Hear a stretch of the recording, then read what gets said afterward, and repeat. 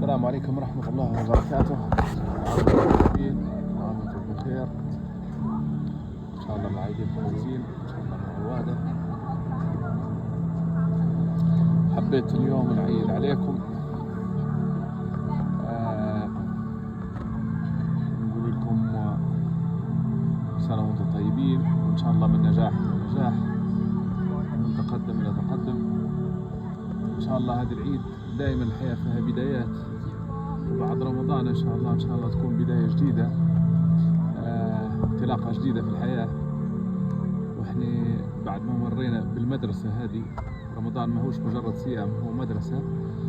تعلمنا حاجات جديدة، كل سنة نتعلم حاجات جديدة، كل سنة نتطور أكثر، كل سنة نحسن أفضل وأكثر إن شاء الله. يعني دائما كل يوم في بداية جديدة، وهذه البداية اللي بعد رمضان إن شاء الله تكون بداية خير على الجميع، ومرحلة تقدم وازدهار أكثر وأكثر للجميع.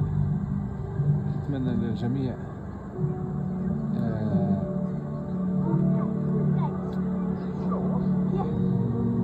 تكونوا خذوا عبرة من هذا الشهر، وتعلموا أشياء جديدة، ومروا بتجارب يعني في الحياة كثيرة. هي طبعا في رمضان طبعا تمر بنا برضو تجارب تانية، أخطاء درناها وتعلمنا منها طبعا،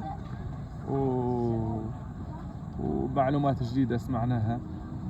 المعلومات، كمية المعلومات تزيد أكثر في رمضان، تبدو البلوجرز أكثر، ويبدو الناس يعني يحطوا في برامج أكثر، حتى المسلسلات أحيانا يكون فيها عبرة.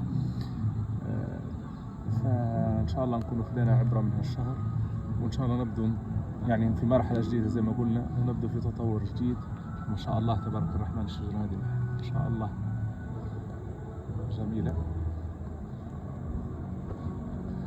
فيه البحيرة هذه حتى هي ما شاء الله. ما شاء الله الشجرة هذه ما شاء الله. هذا المنظر الجميل هذا اللي عجبني، حبيت نوريه لكم.